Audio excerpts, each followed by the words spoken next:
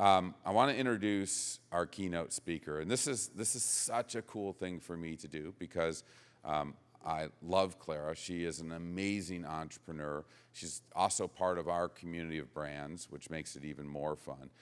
But she, and I'm going to embarrass her, and I apologize, but she stands for everything I just put up on this board. Okay. First of all, she walks through life with a giving mindset, all right? She will take the time to meet and talk with anybody and help and offer and suggest, support, encourage, etc., which is amazing. That's what I hope all of you do in this. This is a hard business. As you reach up for that next rung in the ladder with one hand, use the other hand to pull the person up behind you, okay? That's what makes the natural products industry so cool. Clara does that beautifully. She's also building an incredible brand. And she's building an incredible brand smartly, slowly, methodically, with discipline. And then she has an incredible backstory. I mean, she's a remarkable person who I'm also very lucky to consider a friend. And I think what she's going to share with you today is sage advice, and I hope you all enjoy it and soak it up. And I hope you all enjoy the rest of the day. And I'm here, as I said, and you won't get rid of me that easily. But Clara, please come on up and lead us through.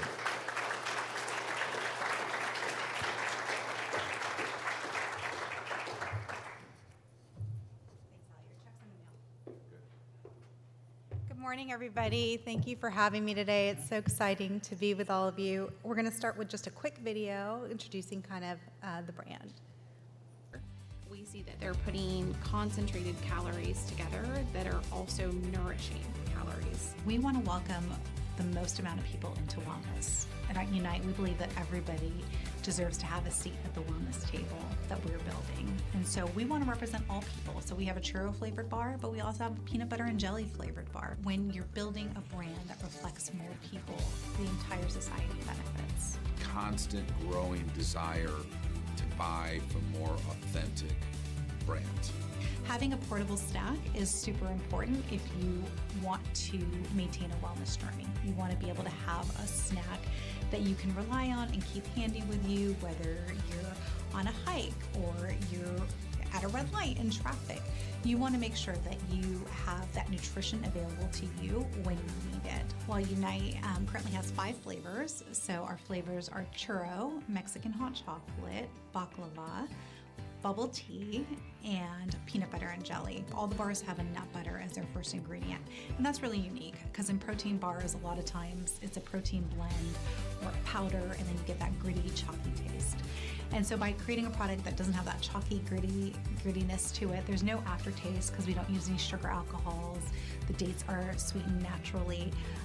And so for me, creating the bar, it was really important for it to be under 200 calories, have at least 10 grams of protein to be considered high protein, be gluten-free, free of soy, free of artificial flavors, no corn syrup, kind of, some of the ingredients that a lot of large food manufacturing places put inside their products.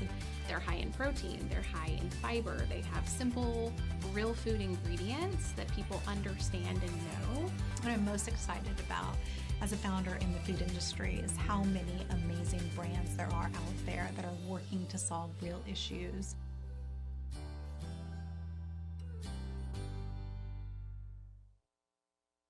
Guys, so thank you for being here. Just to get a little bit of the lay of the land here, how many of you are first-time founders? Okay. How many of you have been doing it less than a year? And how many have been doing it 5 or more years? Okay, so we've got a nice little mix here. So today I'm going to tell my little journey. So that was hopefully a good introduction so you can understand a little bit more about Unite if you've never come across the brand. Welcome to Natural Products Business School. 3 years ago, well, I guess 4 years ago, almost now, 2019, I came to Expo West to come to Natural Products Business School, but I didn't buy in advance. I thought you could just buy one the day of, and it was sold out. So kudos to all of you. You're way ahead of me. I couldn't even get into the Natural Products Business School. I knew nothing about natural products.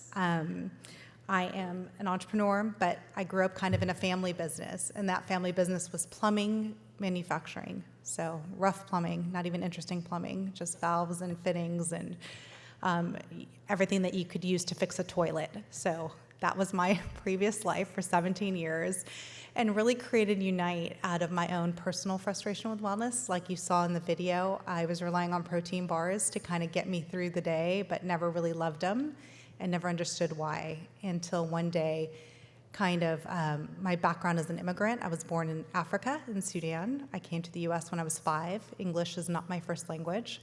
Didn't learn English until they dropped me off in kindergarten, and didn't understand anything about the culture, but it was there at the kindergarten lunch table that I was exposed to my first friends, and had my first bim bim bop and every other kind of cuisine that was available in Los Angeles and Hollywood, where I grew up originally.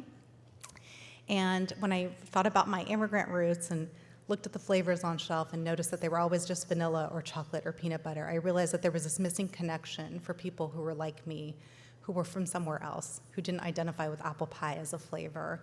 And so I thought, why can't we build a bigger bridge to wellness and invite more people in? So I literally got busy in my kitchen, went to Trader Joe's and bought some almonds and dates and other ingredients, and started formulating in my Cuisinart. So it was super fun for all my friends to try all my flavors. I mean, I was like, you couldn't come over to my house without me attacking you to try this flavor or that flavor. And I didn't even know how to mold them into bars. I just would roll them into balls and stick them in the freezer and then give them to my friends to try.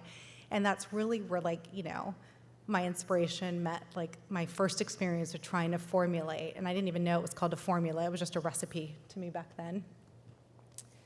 So moving from my Cuisinart, once I got kind of my very first prototypes and found a food scientist on the internet to kind of make my recipe into a formula, found a co-man, begged and convinced them to please run my bars, and was super excited to finally have a production-ready bar.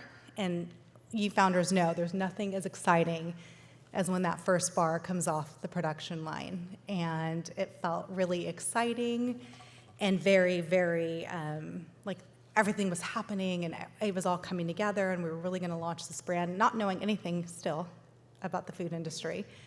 And receiving that product in your office, you rent your warehouse and you get all these pallets of products in, and it feels like anything is possible. Well, this was January of 2020. What happened next? Right? You can all remember this day. And it was hard, kind of like having our booth halfway set up at Expo West, where we were going to display our product. I was finally going to get to meet people in the natural products industry. Luckily, I live in Orange County, and it was right around the corner from my house, so I hadn't actually gotten on a plane to go or anything like that. But it was a very trying time. And I want to encourage you, because this is probably arguably the biggest potential impact to any business launching, right, is global pandemic. And people kept saying to me, oh, I'm so sorry that this happened to you. I'm so sorry. And I said, well, it's not just happening to me, it's happening to everybody. And so we're all on the same playing field. And so what we were able to do that time, which I was really happy about, was we got to donate a lot of these bars to first responders, to hospitals, to food banks. And my plumbing career, I couldn't donate a faucet and help anybody, but I could donate a protein bar. And so that was kind of the beginning. But we worked hard, and we got into a local store called Bristol Farms. We just walked it into the local buyer, and they gave us this great display. And within that first year, we were able to get into Walmart and get into Sam's Club and get in kind of to all these key retailers who understood what we were about, what we were doing, and at the end of that first year, this is what our distribution looked like.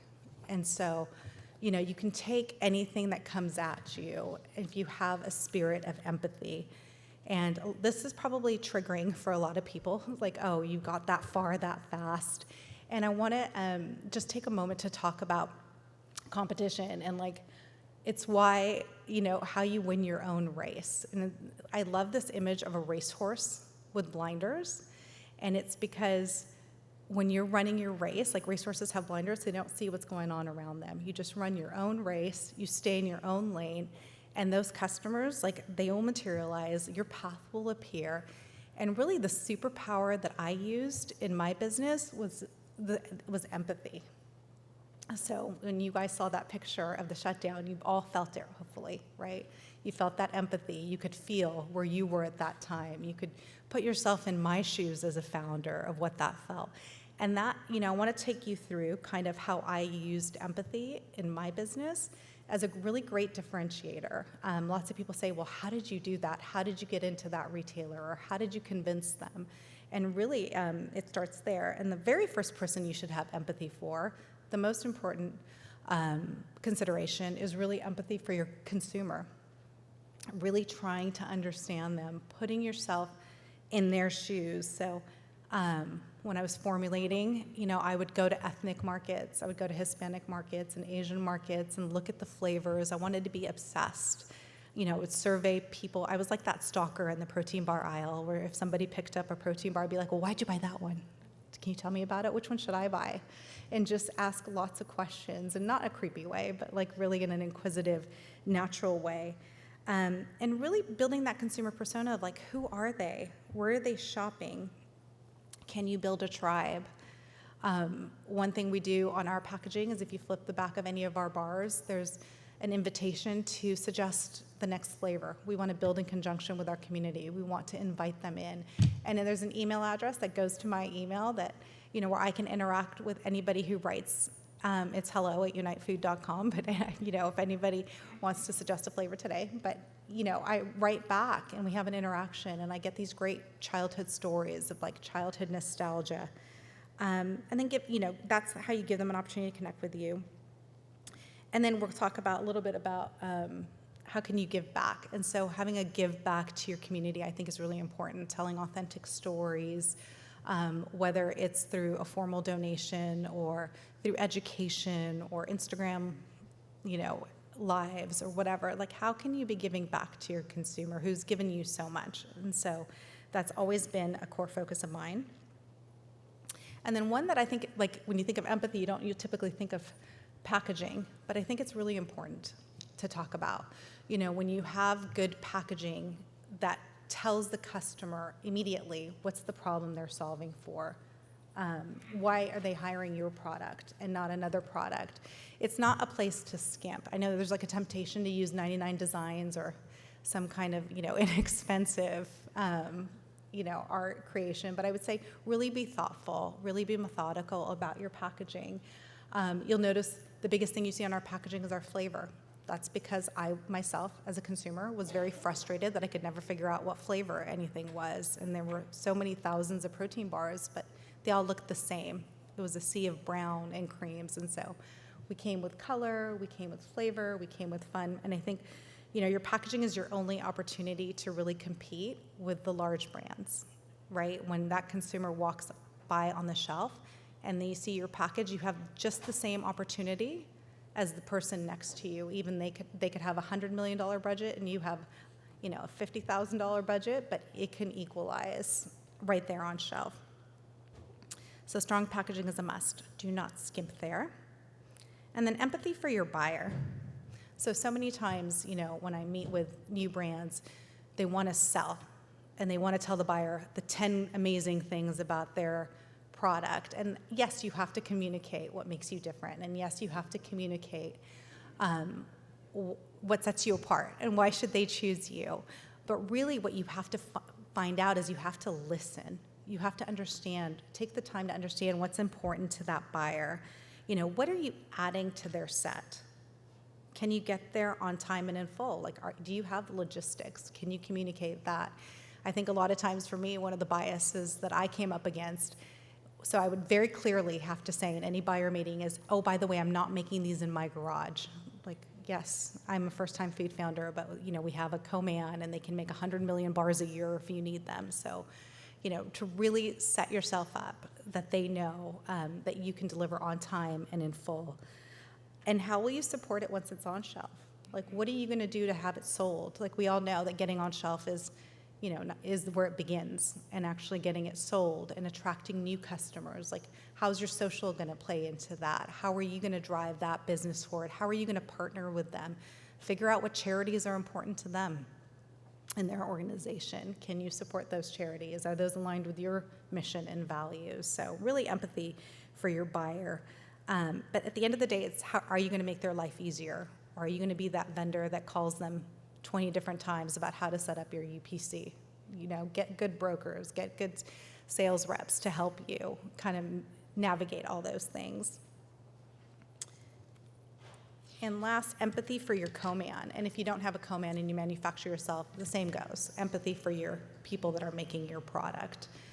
They're an investor in your business. You might not know that, but they're co-investing in your business, and your co-man can literally make or break you at the end of the day. So what can you do to make yourself a great partner to them? Can you listen? Can you get the forms done the way they want them to without complaining? Can you make yourself available to them if they have questions? And you really work in partnership. So I think this is not to be understated. And just like your retailer, they want to know how you're going to grow your velocity, because they're investing, they have a finite amount of resources too. They have their lines, and they're carving out part of their line to make your product. You have to make sure that you can deliver. And so can you give them a forecast? And then the last person is the most important person to have empathy for, and that is yourself. How can you have empathy for yourself as the founder, to take care of yourself, to take a time out, to know when you need that break, you need people around you? Elliot touched on this in his intro, but like peer groups are really important. These are some that I'm involved with, the Tardigrade program, Startup CPG, Daniel will be here later. This was like a Slack community that was created at the same time as I launched my product, and like COVID happened and I didn't know anybody, and it was like such a lifeline to have the Slack community, to meet other founders, to share resources. Included as a nonprofit for BIPOC founders. So if you are BIPOC, Black, Indigenous, Person of Color is what BIPOC stands for. If you don't know what that means, please come visit us. We have an included pavilion, and we have lots of resources to amplify brands, to build relationships. And then, there's other founder-specific groups and accelerator programs like SKU. I'm a mentor at SKU also. It's a great program. And the Target Accelerators was something that we participated in. So that's my message for today. Have empathy for yourself and those around you. And I'll end with this quote, and that is, success consists of going from failure to failure without loss of enthusiasm.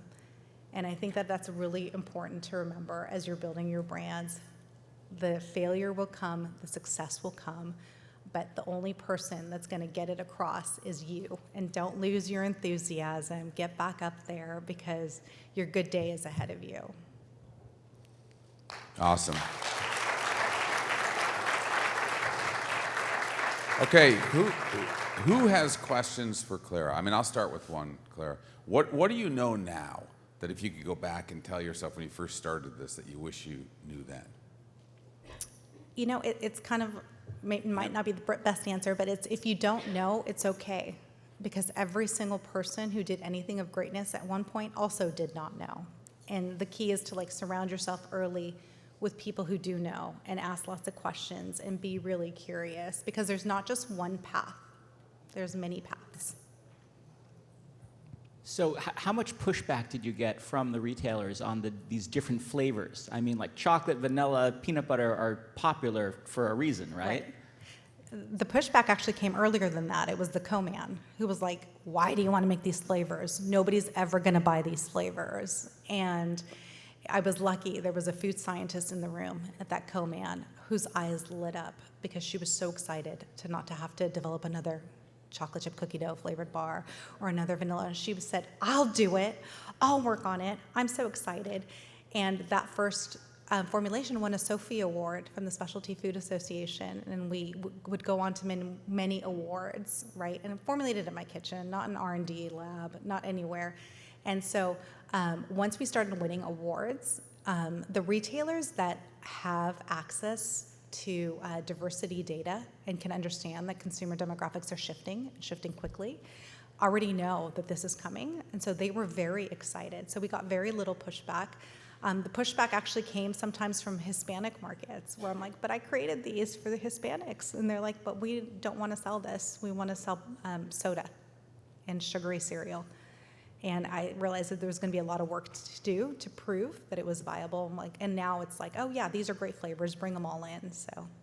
One of the most often, I'm coming over there, one of the most often used words that we banter about here is innovation, right? But innovation, when you're an entrepreneur, it should be across every aspect of your business and every lens and every way you look at things. And so including things like, okay, no one's doing these flavors, why not? Why shouldn't I?